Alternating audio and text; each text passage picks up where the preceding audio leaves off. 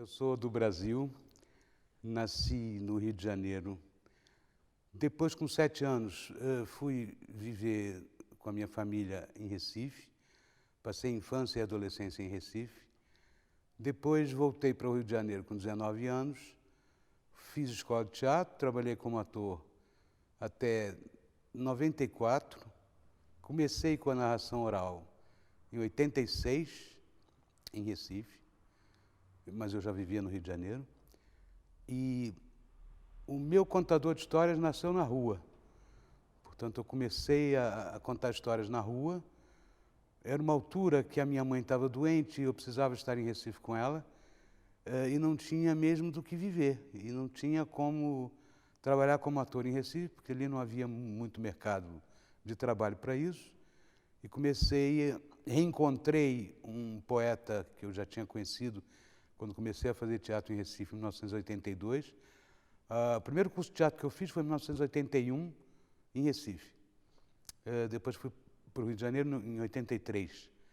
Voltei para Recife nessa altura que a minha mãe estava doente, em 85, e fiquei de 85 a 88, porque ela faleceu em 87. E durante esse período foi quando eu encontrei esse poeta, e daí que eu comecei a fazer cordel. Literatura de cordel nessa altura, porque ele era mestre nisso. Foi quem me ensinou tudo. E depois regressei ao Rio de Janeiro em 88, retomei minha carreira de ator, mas, na verdade, eu nunca quis ser ator.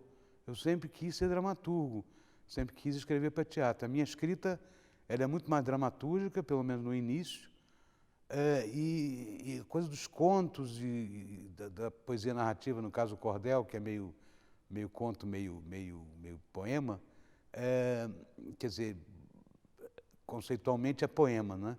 Não existe conto em verso. Foi mais tarde, foi a partir de 86, nasci isso na rua, e eu acabei deixando o teatro para me dedicar a isso, viajando o Brasil todo. Criei um conceito de palestra cordel, que aliás o Ariano Suassuna já fazia, que era explicando as origens do cordel, onde é que aquilo nasce, como é que evolui, o que aquilo influencia em coisas que hoje estão nos meios de comunicação de massa, e como é que o cordel funciona, tanto a nível rural quanto a nível urbano. O cordel que eu faço é muito mais urbano do que rural. E depois eu entro numa crise, que é a maior crise que eu acho que qualquer narrador tem, que é a crise do repertório. E acho que o meu repertório talvez seja ele que assusta. Porque eu pego no conto tradicional, sim, mas não com um olhar antropológico. Nunca tive esse olhar para o conto tradicional. Eu sou contador de histórias, quem conta um conto aumenta um ponto. Depois eu conto histórias exatamente como eu vivo. A minha vida, a minha maneira de estar, a forma com que eu convivo com as pessoas, a forma com que eu interajo socialmente, é uma forma de desconstrução. Porque desde criança eu não gosto da realidade. E eu tenho uma briga com ela. Com tudo que é oficial, eu tenho uma briga com tudo que é oficial. Portanto, tudo que me obriga a uma regra que retrata um modelo, eu não gosto. Quando eu começo a contar histórias, eu descubro uma coisa fabulosa, que é lidar com o inusitado. Ou seja, pode-se contar histórias em qualquer lugar, para qualquer tipo de público, sem esse compromisso ou sem esse aparato do espetáculo, do cenário, do desenho de luz, de certos artifícios que constroem um momento mágico, mas muito programado. O contar histórias não tem programação. Contar histórias é lidar com o sujeito que está a passar ali na hora, é atuar no tempo e no espaço de forma que aquilo cause uma certa ruptura no comportamento, da maneira de estar da pessoa, é conseguir fazer com que o sujeito que está a interagir com o telemóvel, a ver alguma coisa prática da vida dele, que ele entre nesse espaço lúdico, que é um outro espaço que está sendo criado exatamente naquele momento. E aí eu acho que esse ser que eu comecei a construir ainda na minha infância, que é de resistência a esse pragmatismo da realidade prática, né, fosse rompido com esse mundo paralelo, que eram as tais 7 horas de ensaio, que agora vira uma outra coisa. Eu posso fazer isso em 3 minutos. Né? Eu posso trazer o olhar desse ser que está na minha frente, que a partir é espectador, que está num espaço que não é o espaço para se contar histórias, que não é o espaço do espetáculo, transformar aquilo num espaço de espetáculo, porque eu consigo convencê-lo que aquilo é bom, aquilo é divertido, aquilo faz bem para ele, e ele sente prazer com isso. E que aquele momento seja um momento especial para ele, para mim também, naturalmente, mas que para ele signifique alguma coisa na vida dele, que ele vá se lembrar algum dia na vida dele. Então, contar histórias tem essa coisa inusitada do momento, o improviso com a vida. Falando nesse teu percurso, que tu querias ser dramaturgo, querias escrever, no fundo, para teatro, e de uma prática que tem muito a ver com a escrita. Sim. Como é que esse miúdo, essa criança que há dentro de ti e que não gosta de regras, entre todas as formas narrativas, vai justamente encontrar um espaço de brincar na regra do verso? Porquê é que vais para o verso? Porquê é que vais para o cordel? Porquê é que vais seguir as regras? Essa pergunta é fabulosa. É fabulosa pelo seguinte, porque eu gosto de esquemas. Porque o esquema me dá a regra que eu não tenho. E como Sartre dizia que a maior angústia do homem é a liberdade, porque quando ele é livre ele não sabe o que fazer com ela, é um pouco o que acontece comigo. Eu preciso de rotinas e de gerir melhor o tempo. Esses são os 2 grandes defeitos que eu tenho. Por quê? Porque eu fui criado com liberdade e sempre priorizei a liberdade. A liberdade, para mim, talvez seja a prioridade da minha vida. Se ela me falta, eu não tenho nada. Portanto, os meus pais sempre me deram esse espaço para eu fazer as minhas escolhas e para eu fazer as coisas da maneira que eu acho que devem ser feitas. Portanto, o meu percurso ele é composto de escolhas que eu fiz, que não fizeram para mim. Podem ter idealizado que eu fizesse determinadas escolhas que eu não fiz, ou que eu até tenha feito algumas escolhas que eles concordassem que eu fizesse. Mas eu tive sempre o livre-arbítrio de fazer essas escolhas. O cordel chega muito mais tarde. Mas antes do cordel chegar, tem uma coisa que é importante ser dita: eu tinha pavor de ler. Quando eu era criança, eu não lia. E na escola, eu não gostava de escola. E eu não gostava de ler na escola. E eu não gostava de nada na escola. Eu só gostava de uma coisa na escola: quando tinha alguma coisa que tivesse que falar em público. Porque eu gostava de me comunicar. E eu gosto de me comunicar. Eu gosto de conviver. Eu gosto de interagir com o outro. Eu gosto de partilhar coisas. Eu gosto de saber o que o outro tem para me dizer. Portanto, esse feedback, esse intercâmbio, sempre gostei. Agora, a escola, para mim, sempre funcionava como um espaço de convívio social, não era para estudar. Porque tudo que eu estudava na escola, pouca coisa eu gostava. E não gostava, principalmente, de como a abordagem era feita. Eu passei na escola no papel de aluno, depois no papel de professor. Eu fui professor de escola durante 6 anos, e depois como contador de histórias nas escolas. Não gostei de nenhum dos 3.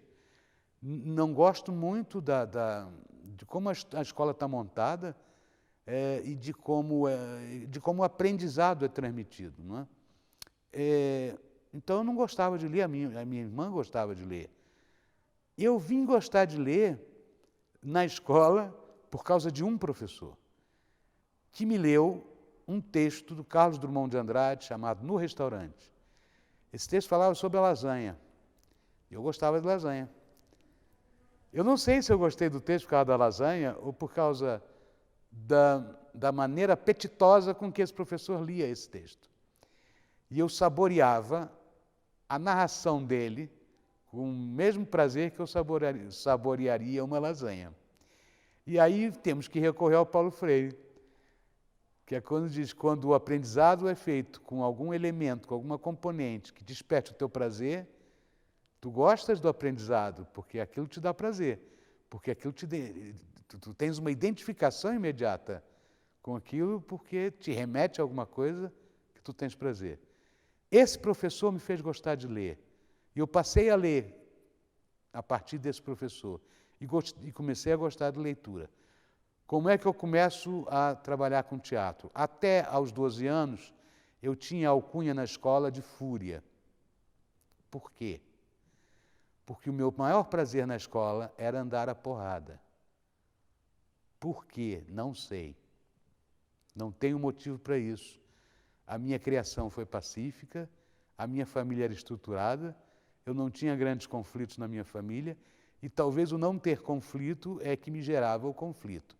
Mas havia uma coisa no Brasil que eu não lidava bem, com a injustiça social, com a desigualdade social, e pelo fato de eu viver num bairro de classe média, onde tinha uma classe muito pobre na frente, embaixo, onde havia uma horta, e havia uma classe absolutamente miserável à esquerda de onde eu vivia. Portanto, eu convivia com a classe média, rodeado por uma classe pobre e uma classe miserável. Tinha nisso alguma coisa que me incomodava. E tinham 3 realidades diferentes que eu sentia. Eu posso dizer, por exemplo, que eu encontrava com os amigos pobres que eu tinha, que diziam que mataram não sei quem a facada porque um pisou no pé do outro. Para eles isso era normal. Morria-se como quem vai ao supermercado. O que na classe média não existia, esse conceito de morte. A morte era uma coisa sofrida, quer dizer, as pessoas morriam. Morrer era uma coisa grave, matar o outro mais grave ainda. Na classe pobre isso era normal, porque era a lei da sobrevivência, era a lei do Velho Oeste. Isso me incomodava muito. Depois, quando eu vou adolescendo, eu vou começando a perceber como é que esse Estado está montado, né? Do que gera miséria, do que gera pobreza, das perversidades da própria classe média, que é bastante pior do que a classe rica, e aí eu deixo de ser Fúria e passo a ser comunista. E tudo que tivesse a ver com os desfavorecidos, eu estava, tanto do ponto de vista econômico, quanto do ponto de vista social, de comportamento. Então, eu era em defesa dos movimentos gays, eu era em defesa do movimento negro, eu era em defesa dos movimentos ecológicos, entre o movimento de defesa da Amazônia, estamos a falar ainda no tempo da ditadura, onde as cartas que eu recebia, nessa altura ainda se mandava cartas, essas cartas que eu recebia eram violadas, elas apareciam na minha casa cortadas com x-ato, porque eu já era uma pessoa suspeita na sociedade e não tinha 18 anos. O teatro começa dentro do movimento de defesa da Amazônia que eu participei, eu tinha 17 anos, como um veículo de consciência política. E é assim que começa o teatro. Eu começo muito mais escrevendo do que atuando. Foi em 81, foi quando eu fiz o meu primeiro curso de teatro. E aí começo a passar pela experiência de ator, a entender muito mais a escrita teatral, e aí passo a ser ator e deixo de escrever. E aí resolvo fazer escola de teatro no Rio de Janeiro. E vou para o Rio em 83, com 19 anos, e aí vem aquelas antigas perguntas que as pessoas normalmente fazem, né? Mas tu vais viver de quê? Não sei. Eu quero fazer escola de teatro. E fui. Cheguei no Rio, não tinha do que viver. O meu pai não me apoiou na ideia, mas não me apoiou financeiramente. A minha mãe me apoiaria, mas eu aceitar o apoio da minha mãe significava, não era comprar uma briga com meu pai, mas era não ter o respeito do meu pai suficiente para dizer que aquela foi uma conquista minha. Então eu resolvi comer o pão que o diabo amassou no Rio de Janeiro sozinho, com 19 anos, sem estar minimamente preparado para aquilo, porque estamos a falar de uma distância de 3.000 quilômetros, onde não era fácil voltar para a casa do papai ou da mamãe no fim de semana. Nós voltávamos nas férias anuais. Quando voltávamos, numa altura que andar de avião no Brasil era caríssimo, e que mesmo a passagem de caminhoneta não era assim muito barata. Então, para esses intervalos de entre engatar uma peça na outra, o que eu vou fazer agora, o cordel era o meu emprego público, onde eu começo a fazer nas escolas a tal da palestra espetáculo, a contar a história do cordel da Idade Média até o século XX, quando começa o Leandro Gomes de Barros, nesse conceito do cordel que se conhece hoje brasileiro, que é o conceito do cordel metrificado. Portanto, o cordel originalmente não tinha métrica. E originalmente também nem todos eram inversos, quando ainda era feito em Portugal. Quando o cordel vai para o Brasil e que vai com a tradição oral, só a partir do século XX ele passa a ser metrificado. É esse cordel que é a referência hoje. Mas não é esse o cordel que começa nas origens, né? Mas essa pergunta que tu fazes sobre a métrica é o esquema que eu preciso para criar as tais rotinas e a gestão do tempo que eu preciso. Então, assim, eu só consigo executar coisas práticas se eu fizer um esquema, ou se eu planear alguma coisa que para mim soe como jogo, mas é um jogo que eu posso desistir. Tem uma pequena história muito interessante para contar, que é a história do passarinho que está pousado num tronco de árvore que segue a deriva de um rio, e ele está pousado no movimento. Esse passarinho ele pode voar a hora que ele quiser. A partir dele está pousado. Só que esse tronco segue a deriva de um rio, onde tem uma queda d'água, e esse tronco vai cair, mas nesse momento o passarinho voa. A sensação que eu tenho na vida é que todas as vezes que eu estou em perigo, acontece alguma coisa que eu não sei de onde vem, e aí temos que recorrer a uma abordagem mais esotérica, que eu acho que não é o caso aqui. Acontece alguma coisa que eu não sei porquê nem a origem, que me salva. Isso é, do ponto de vista da saúde, da saúde não, da doença, né? Eu já estive em situações muito críticas de doenças e de hospital, e que eu consegui me salvar na última das últimas, né? E de acidentes automobilísticos, de afogamento, e também do ponto de vista econômico, quer dizer, que eu não tenho mesmo salvação, quer dizer, eu tenho 10 euros na conta e não tenho dinheiro para comer, e de repente me ligam para fazer um trabalho para ganhar 3.000 euros. Como é que isso aconteceu nesse momento? Como é que isso acontece na nossa vida sem nem pensarmos que isso é possível, ou sem nem buscarmos essa possibilidade? De repente acontece alguma coisa, algum fenômeno que te salva. Essa é a sensação que eu tenho no passarinho que pode voar quando ele quiser. Ele é livre, mas ele não usa a liberdade dele excessivamente. Ele não precisa estar sempre a voar. Portanto, eu conto história como vivo. E quando eu mando uma boca para alguém no público, porque ele está mexendo no telemóvel, ou porque simplesmente ele não está prestando atenção em mim, e como eu sou o foco de atenção, talvez pelo facto de ser leonino, eu acho que as pessoas têm que estar prestando atenção quando eu falo. Não tem. Eu aprendi com a Cristina Taquelin que não tem. Ela uma vez me disse, deixa o público em paz. E hoje eu deixo. Mas me enerva. Quer dizer, eu estou a contar a história e o outro está olhando para cima. Eu não estou lá, eu estou cá. Então, às vezes, parece que as pessoas vão para uma sessão, e como aquilo não é um espetáculo que tem a caixa, né? Um teatro tem a caixa, o sujeito está no escuro, tem a luz, tem a caixa, tem cenário para ver, tem coisas, tem imagens, tem... A narração oral não, a narração oral tem a palavra e a relação do contador com o público, mais nada. E tem uma série de informações visuais à volta, é avião que passa, é o miúdo que passa na frente, é o outro que pega uma banana e descasca, E tudo isso rouba atenção. E tens que lidar com essa atenção e deixar que o silêncio também faça parte daquele momento, porque não és tu que controlas o tempo e a atenção do público. Isso é o próprio fenômeno da comunicação e da relação.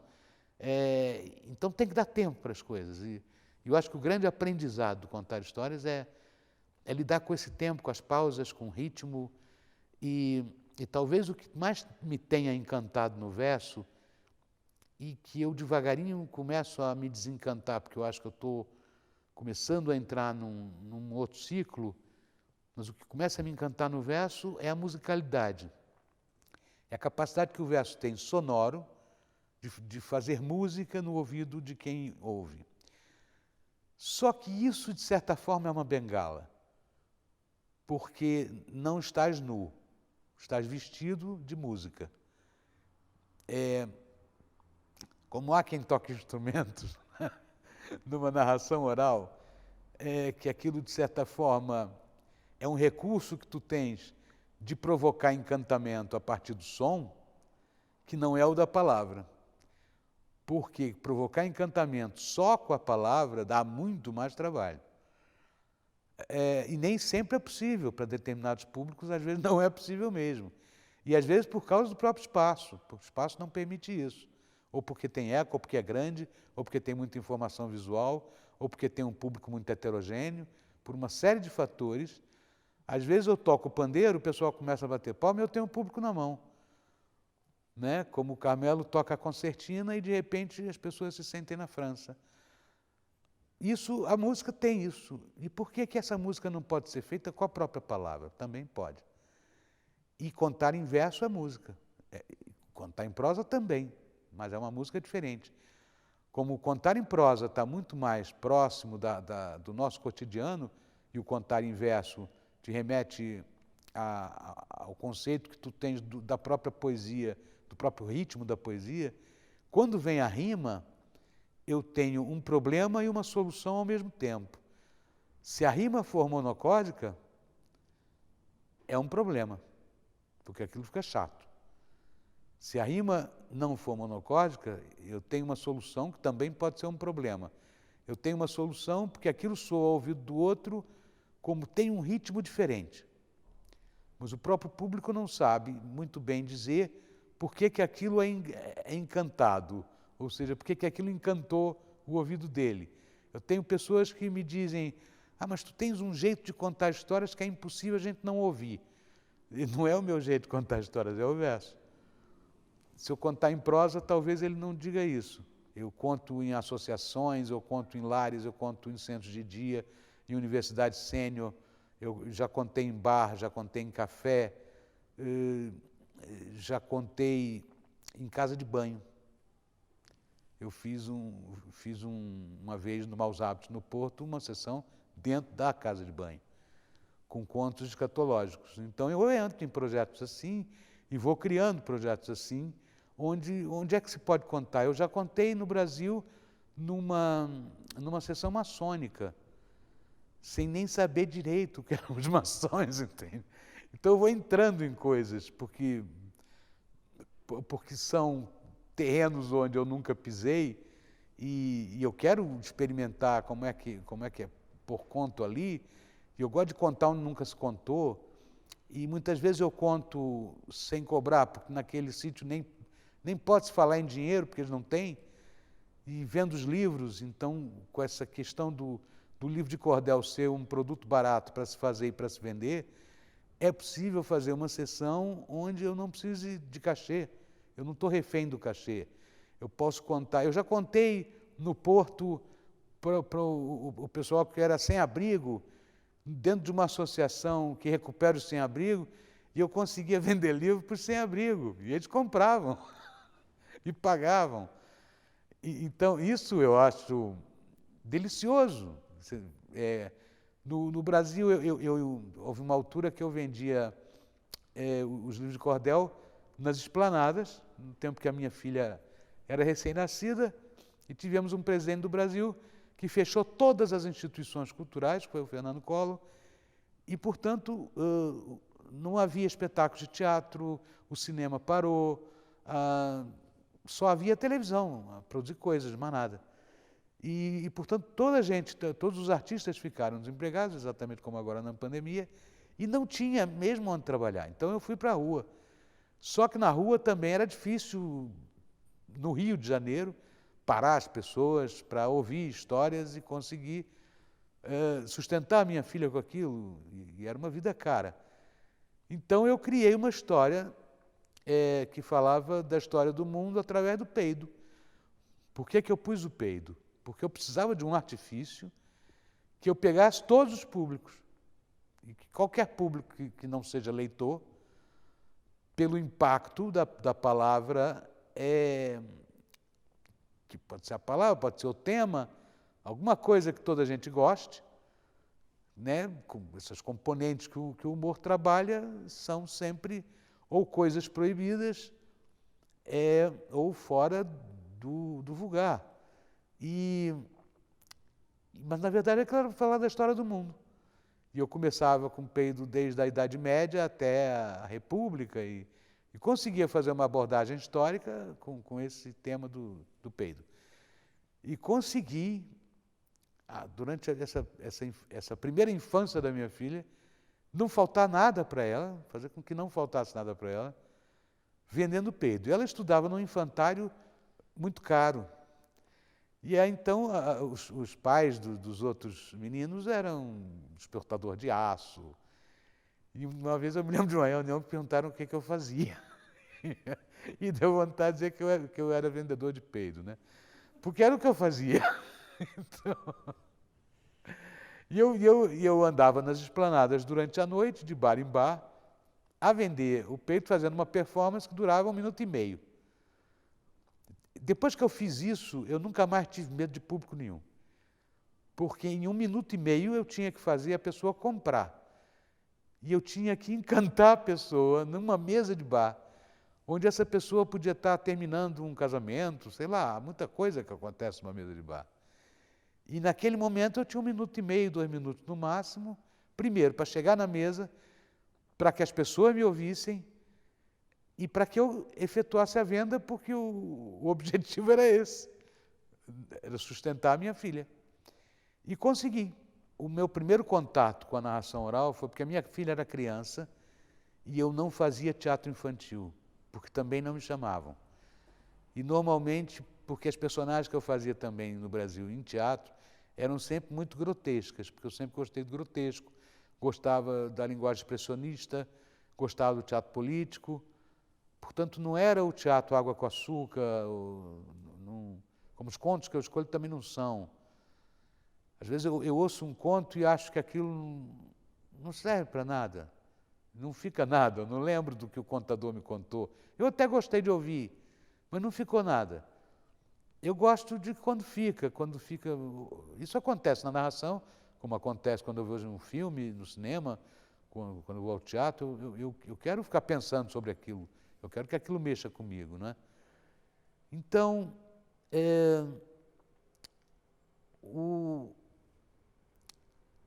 a narração começa com a necessidade que eu tinha de contar histórias para minha filha, que já que não podia ser em teatro, podia ser em narração oral. Começa com um curso, uma oficina que eu fiz com a Benita Prieto, em 95. E depois que eu fiz essa oficina, eu encontrei com o Celso Sisto, que também é um escritor, que era contador, que ainda é contador, e também hoje é professor na universidade, não sei se é em Porto Alegre ou em Curitiba, e eles tinham um grupo de narração oral, que era a Benita, o Celso, a Eliane Yunes, que é professora da PUC também lá no Brasil, e uma bibliotecária que era a Lúcia Abreu. E foi meu primeiro contato com a narração oral. A narração oral no Brasil ainda estava engatinhando. Quem tinha me falado disso tinha sido uma atriz que era amiga minha, que já morreu, que também trabalhava com a Benita, que era a Fernanda Lobo. Foi ela que me falou, inclusive, da oficina. E eu, quando fiz a oficina, gostei muito daquele mundo, né? Mas ainda não achava que aquilo poderia substituir o teatro, né? Isso só começa a acontecer de verdade quando eu sou diagnosticado com uma doença na coluna e que começa a me incapacitar os movimentos, e eu sabia que não ia poder usar o corpo como eu precisava para o teatro. Eu já não tinha como ser ator, para o ator que eu concebo que precisa usar o corpo. E eu disse, não, para atuar já não dá, eu tenho que redimensionar essa atuação. Então eu pensei um pouco ainda naquele formato das entremezas espanholas, que é uma coisa meio performática, meio narrada, meio teatral, mas não totalmente, e onde os temas também eram muito grotescos, muito burlescos, a figura do sátiro, porque também era uma referência que vinha do teatro. E depois eu vou encontrar no cordel também, com as histórias fantásticas, histórias assim de realismo fantástico, histórias com personagens muito fora muito pouco realistas, né? E isso me encantava a nível de temática dentro do cordel, e até hoje me encanta. Mas, por outro lado, tem um endereço muito cristão, né? O cordel sempre humilha o diabo, sempre tem a questão do exemplo. Eu não gosto de dar exemplo com as histórias.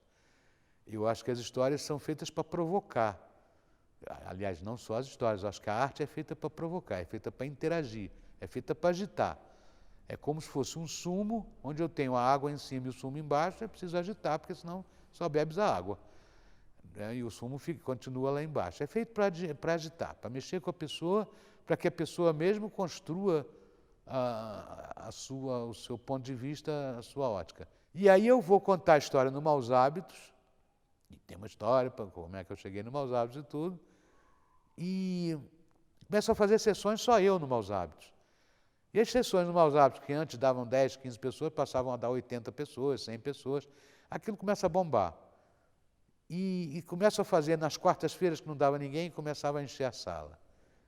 Por causa também dos temas que eu trabalhava, que eram brejeiros e que isso para o Maus Hábitos era bom. Depois fiz projetos no Maus Hábitos, onde eu conseguia levar as freiras ao Maus Hábitos, através de uma coisa chamada Histórias do Pequeno Almoço, que era Histórias do Pequeno Almoço, ao com O. E que nós pegávamos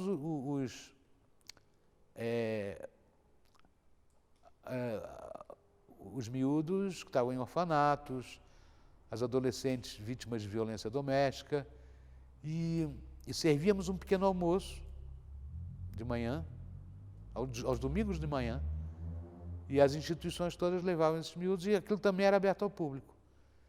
Então era um contraste social fabuloso aquilo, né?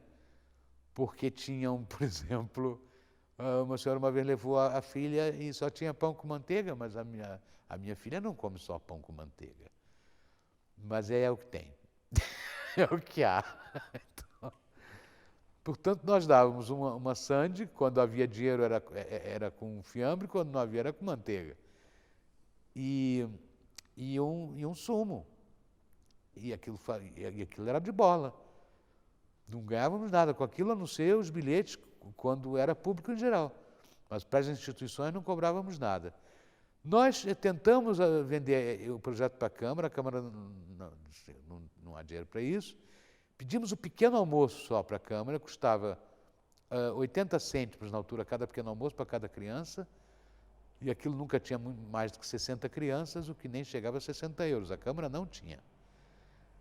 Então, nós fizemos aquilo sem o apoio da Câmara, com os livros que eu vendia nas sessões, e fizemos aquilo aos domingos. E depois fizemos as histórias do sábado à tarde, que era o sábio da tarde, que era sábado à tarde, que era no mesmo conceito do pequeno almoço, só que em vez do pequeno almoço havia um chá com bolachas e tal. Mas à tarde não pegou muito. E fui fazendo coisas assim nos bares, mas não tinha conhecimento de nada em Portugal de narração oral, até que me convidaram para fazer o Jornada dos Contos em Braga. E eu fui, só que a ideia que me venderam no início foi a minha experiência com a Universidade do Minho foi muito parecida com a tua, porque eu achava que ia dar uma oficina. E não era para dar uma oficina, era para contar histórias. Eu não tinha história para contar. Eu tinha 4 histórias para contar, e não tinha mais que isso, porque eram as únicas que eu contava nos bares. E quando me disseram que era para contar, e eu tinha o José Campanai, eu tinha o Antônio Fontinha, o José Craveiro, o Avelino Gonzalez, não, o Avelino acho que foi depois. Mas, assim, enfim, eu conheci a Paula Cavaleira lá, conheci o Avelino Gonzalez lá, o Fontinha, o Craveiro, e contadores espanhóis também, muitos que iam, contadores ingleses. Eu não tinha nada para fazer, para contar, ainda não tinha feito Vida de Narrador. Mas foi lá que eu conheci o Fontinha e eu fui parar nas Andarilhas por causa do Fontinha e por causa do Ângelo Torres. E eles falaram de mim e eu vim para as Andarilhas. A partir das Andarilhas, as pessoas foram me conhecendo aqui entre o centro e o sul, porque era uma zona que eu não fazia, e que é onde a narração oral acontece, porque a narração oral no norte é muito fraca ainda, já está mais forte do que já foi, mas ainda não tem a força que tem no sul, e ainda vai demorar muito para ter. E então foi a partir das Andarilhas também que eu conheci as pessoas, que eu conheci os narradores, que fiquei amigo das pessoas e comecei a fazer coisas. E comecei a conhecer também o que era feito, que eu não sabia. Não começa com I, termina com I. Javali. Javali. Aquele ser é perigoso. Ele é inteligente. É muito perigoso. Cai nas puças do javali. E este diz: tenho fome. E se ninguém o come, eu vou comer isso daí. E diz o pão de farinha: eu não me come não. Se eu fugir da vozinha, e da boca é um comilão. Fugir do leão, do lobo, se me comeres é roubo. Eu fugi de ladrão, eu fugi de ladrão. Qual é o elemento que tu achas que faz desse ato de contar tão especial para ti? A relação. Esse é o mais importante de todos. Não é a palavra. Só que a relação, ela vai ser mais significativa e mais impactante se a palavra for uma âncora forte. Eu só posso provocar um interesse em ti se o que eu tenho a dizer ou o que eu significo para ti for significante. E para isso a palavra serve. Mas a palavra é uma espécie de prostituta na nossa mão, porque nós usamos a palavra para seduzir o outro. Seduzir no sentido afetivo mesmo. A palavra não tem essa importância cultural que as pessoas acham, porque a importância cultural, na verdade, é a relação humana. A palavra simplesmente serve para aproximar as pessoas e para fazer com que as pessoas entendam-se enquanto indivíduos e entendam-se enquanto coletividade. E para que a cultura serve? Né? Se quisermos uma leitura mais pragmática, para nos entendermos enquanto seres sociais. Entendemos enquanto indivíduos e enquanto indivíduos inseridos em grupos. Mas tudo isso é para discutir a relação com o outro. Portanto, assim, o ser humano só precisa de afeto, não precisa de mais nada. E naturalmente, se alimentar, dormir, as coisas que têm a ver com o corpo. Mas para se manterem vivos e bem, eles precisam de afeto, eles precisam de amor. Só que eles criam caminhos complicadíssimos para chegar nisso, e não chegam, porque não vão direto ao assunto. O conto faz com que eu tenha alguma coisa para dizer e diga diretamente a ti, sem subterfúgio. E essa objetividade de relação é que cria esse momento mágico do conto, onde a palavra me serve como instrumento, mas ela não é mais importante, nem que o outro, nem que eu. Eu e o outro somos mais importantes que a palavra, porque ela está a nosso serviço e deverá estar a nosso serviço. Agora, eu não posso encarar a literatura como uma coisa mais importante que o leitor ou que o escritor, porque ela só existe para provocar essa relação entre o escritor e o leitor. E para melhorar o mundo, não é a palavra que melhora, é o que ela faz com o outro, é o que ela provoca no outro. Portanto, ela é um instrumento. Se eu estou no contexto de um festival, eu não quero só ouvir contos, eu quero rever as pessoas, eu quero estar com as pessoas, eu quero matar saudade com as pessoas, mesmo que eu não diga nada para elas, mesmo que eu não abrace, mesmo que eu não beije, mesmo que eu não diga nada, eu estou sentindo a pessoa presente. E eu acho que talvez seja esse vazio que a pandemia deixou, de não poder estar presente. Agora, o que as pessoas fazem com a possibilidade presencial? Não fazem nada. Continuam a falar de trabalho, de pão na mesa. E não é isso que interessa. Eu posso estar com outro e não dizer nada. Eu só preciso sentir a presença do outro.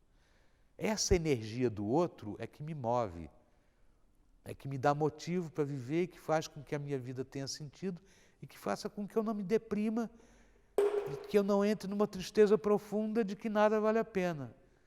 Então eu acho que talvez essa pandemia mexa com essa limitação que as pessoas viram que é possível de estar presente na vida do outro e do outro estar presente na sua própria vida. O que eu acho mais importante na narração é a relação e o vínculo que se faz com o público.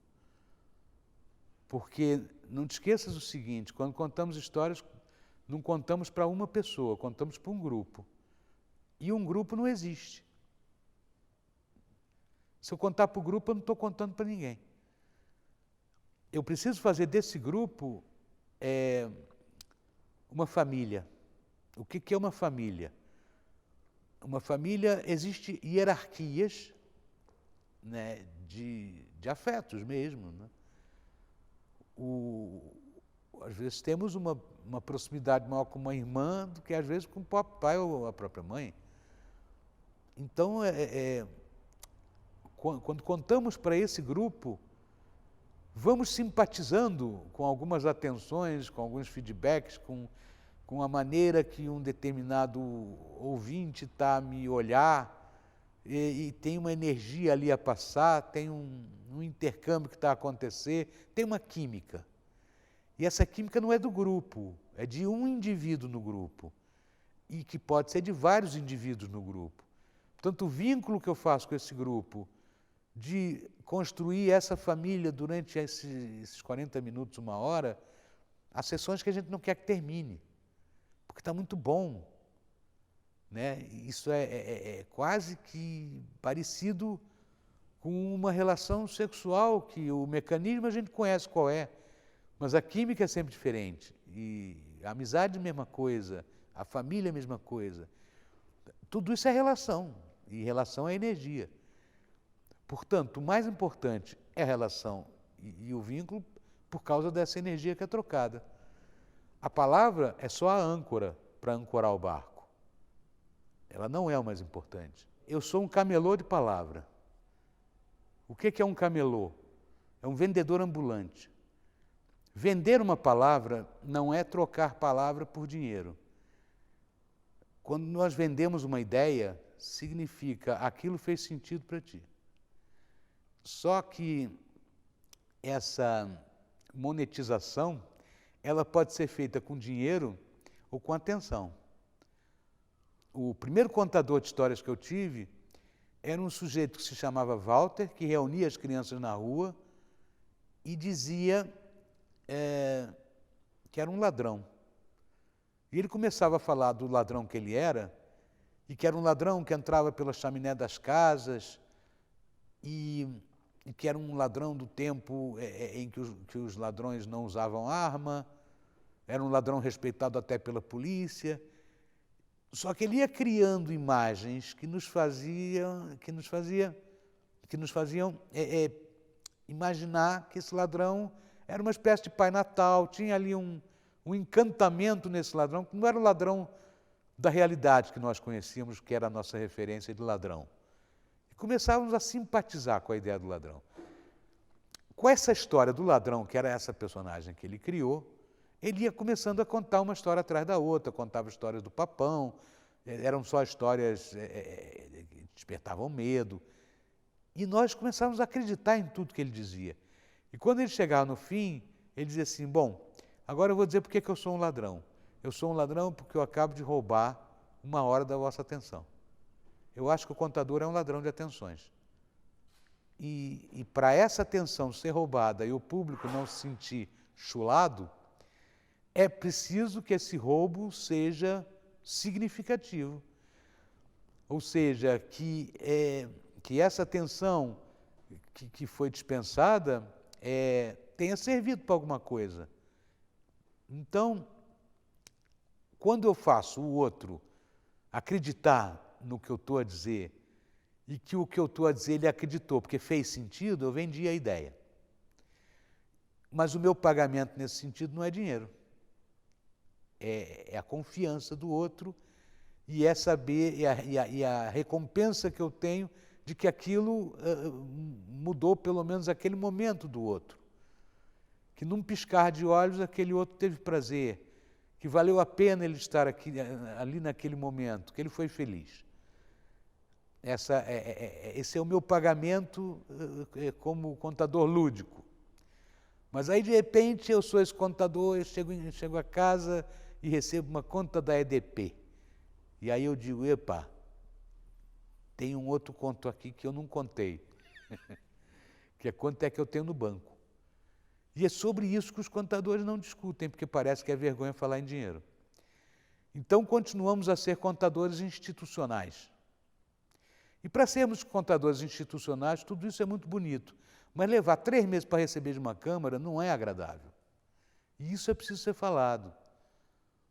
Há determinadas coisas que, para ser contador, atrapalha a rotina do próprio contador.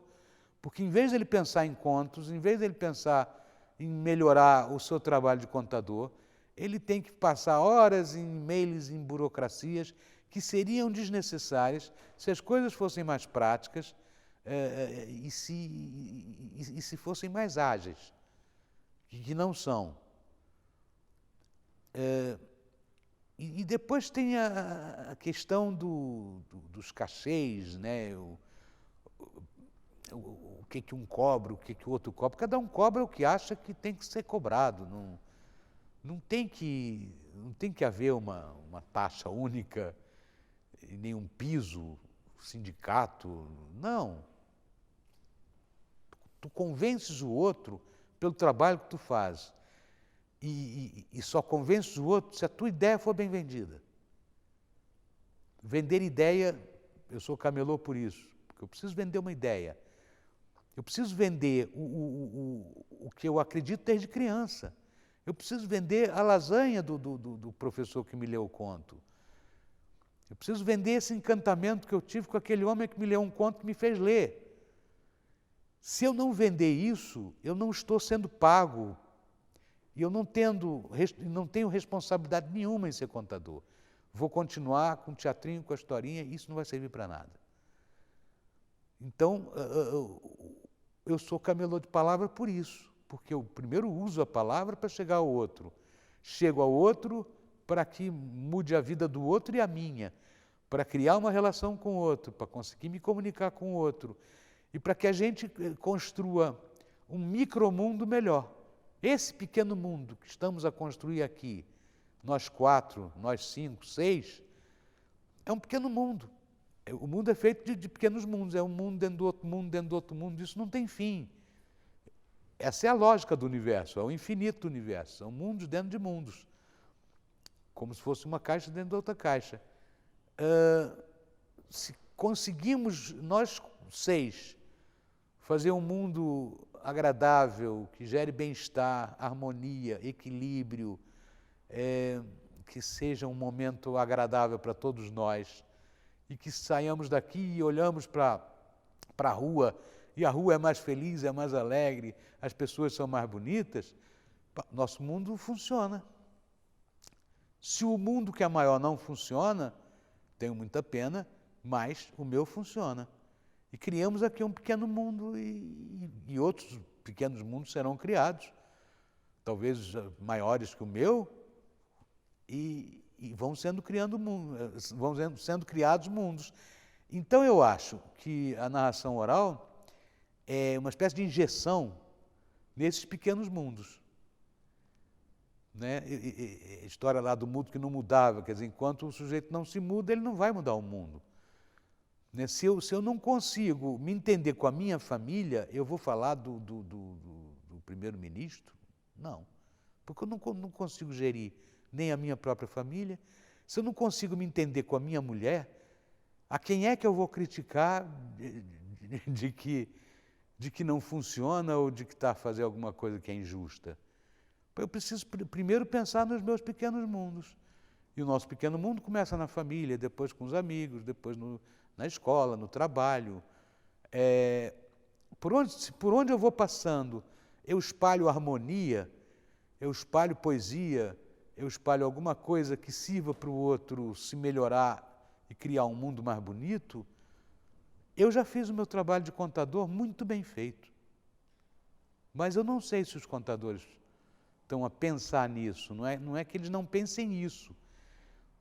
Eu acho que pensam, se tu vires um encontro como esse festival, tu vais perceber que toda a gente se gosta, né? Há um trato solidário, a boa onda no ar. Não é? Agora, até que ponto isso é posto em prática no conto? Será que esse pessoal que está aqui e que se gosta e que se dá e que partilha coisas, quando ele escolhe o repertório ou quando ele conta para o público, será que ele pensa no seu papel de contador? Ou será que só os investigadores como vocês pensam? Se é que pensam. Mas acho que pensam. Não sei. É uma pergunta que eu faço, eu não estou aqui para afirmar nada. São coisas que eu vou percebendo, eu só acho que falta intensidade no papel social do contador. Eu não sei se os contadores estão a pensar nisso, de modo geral. Eu posso até dizer alguns que pensam. Né? Eu posso dizer que a Cristina Andante pensa, eu posso dizer que o Antônio Fontinha pensa, que tu pensas, o Miguel Horta pensa... Tem quem pense. Agora, os mediadores talvez pensem mais do que os contadores, contador mesmo, né? Depois eu acho que há mais mediadores do que contadores. E há mais formadores do que mediadores. Então, eu acho que falta contador que pense o conto no seu percurso de contador, não para agradar, mas para mexer, para provocar, para que o conto seja um instrumento social. Olha, muito boa tarde a todas, a todos.